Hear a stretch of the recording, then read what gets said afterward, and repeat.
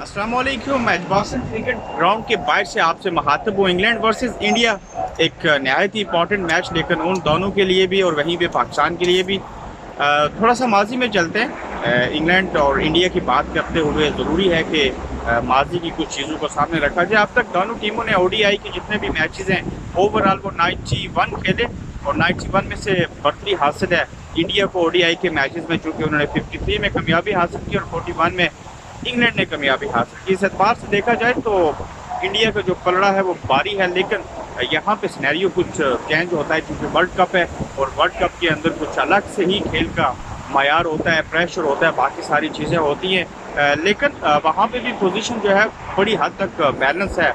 किसी भी टीम को उस तरह से सबक हासिल नहीं है, लेकिन आज का मैच बड़ा मुख्तलिफ तरीके से जा रहा है और इंग्लैंड और इंडिया ने वर्ल्ड कप में 7 मरतबा एक दूसरे का आमना सामना किया और 7 मरतबा में से 3-3 मैचेस जो है वो दोनों ने जीते और एक मैच जो है वो टाइट हो गया था दोनों के दरमियान। आज चूँकि पहले से हम एक्सपेक्ट कर रहे थे, बरतानिया का जो वेदर है वो ओवरऑल चेंज हो चुका है, मौसम आज का बहुत अच्छा है, बिल्कुल सनी है, 25 यहाँ का टेम्परेचर है और इंग्लैंड ने टॉस जीत के बहुत अच्छा फैसला किया। पहले बैटिंग कर रहे हैं वो, और आप देखना ये है कि पहले बैटिंग करते हुए उन्होंने बाहर जैसा स्कोर जो है वो 204 रन, एक विकेट उनकी डाउन हुई और 30 ओवर्स में उन्होंने कर दिया। 20 ओवर्स में तवक्को की जा रही है कि अगर उनकी मजीद विकेटें ना गिरी तो मेरे ख्याल से 120 गेंदों में 180 रन और बन जाएंगे, अराउंड 300 प्लस रन ही होगा, जैसे मैं अपने ज़ाती तौर पे सोच सकता हूँ।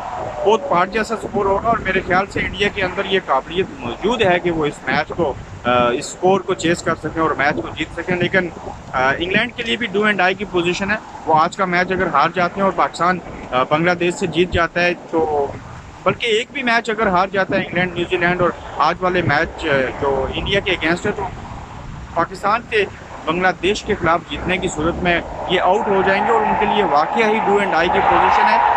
उम्मीद की जा रही है कि इंग्लैंड जहाँ पे अच्छा खेल पेश करेगा वहीं पे इंडिया भी अच्छी बैटिंग करेगी। बड़ी बेहतरीन टीम उन्होंने ग्राउंड में भेजी और जितने भी ये कहानियाँ थी इंडिया जानबूझ के हारेगा फ्लाच, क्योंकि ऐसा कुछ नहीं होगा, क्रिकेट में ऐसे नहीं होता, बहुत दौर गुजर चुका है। क्योंकि इंडिया को भी चाहिए कि वो अपना ओवरऑल जो है वो अपना कॉन्फिडेंस जो है उसको बिल्ड करने के लिए दूसरी हॉट फेवरेट टीम जो है वो इंग्लैंड को शिकस्त दे ताकि टॉप पोजीशन के ऊपर आए।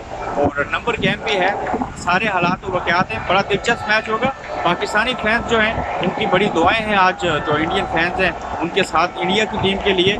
उसकी वजह सेल्फिशपन नहीं है, उसकी वजह एक हकीकत है, एक ज़रूरत है जिसको सामने रख के वो ऐसा कहते हैं। यस्टरडे न्यूजीलैंड ऑस्ट्रेलिया से हार गया और यकीनन न्यूजीलैंड का ऑस्ट्रेलिया से हारना जो है वो इस बात की तरफ इशारा है कि न्यूजीलैंड को भी आइंदा जो मैच है इंग्लैंड के अगेंस्ट उसको जीतना होगा। उसकी रीज़न फ़र्ज़ करें इंग्लैंड न्यूजीलैंड से भी जीत जाता है, आज इंडिया से भी जीत जाता है, तो फिर हम तो ये कह रहे थे कि पाकिस्तान आउट हो जाएगा। लेकिन उसके बावजूद एक सिनेरियो बाकी है, वो ये है कि इंग्लैंड दोनों मैच जीत जाए, पाकिस्तान बांग्लादेश से जीत जाए, वो फिर भी नहीं पहुंचेगा, लेकिन पहुंच सकता है। उसकी रीज़न ये कि अगर इंग्लैंड न्यूजीलैंड से जीत जाता है और तो न्यूजीलैंड का वो आखिरी मैच है इंग्लैंड के अगेंस्ट और न्यूजीलैंड 11 पॉइंट्स के साथ खड़ा रहेगा और ऊपर से अगर पाकिस्तान जो है वो बांग्लादेश से जीत जाता है तो उसके भी 11 पॉइंट हो जाएंगे। समझ लें कि ऑस्ट्रेलिया, इंडिया और इंग्लैंड, इंडिया और ऑस्ट्रेलिया ने क्वालिफाई कर लिया सेमीफाइनल के लिए और न्यूजीलैंड और पाकिस्तान 11-11 पॉइंट्स के साथ एक जगह के ऊपर आके खड़े हो गए।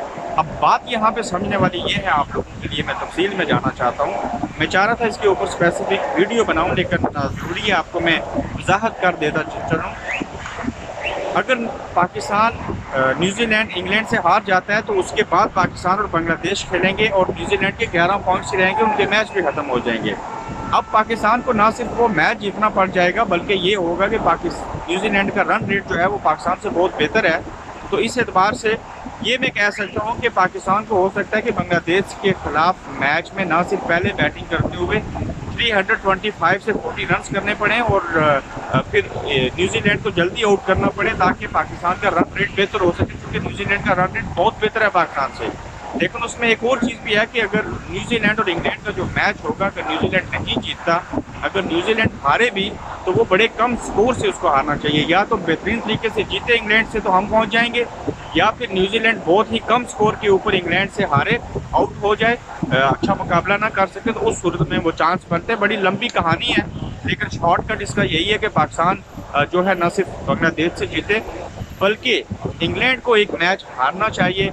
अगर वो हारता है तो फिर मैं कह सकता हूँ कि Pakistan still is the part of the semifinal.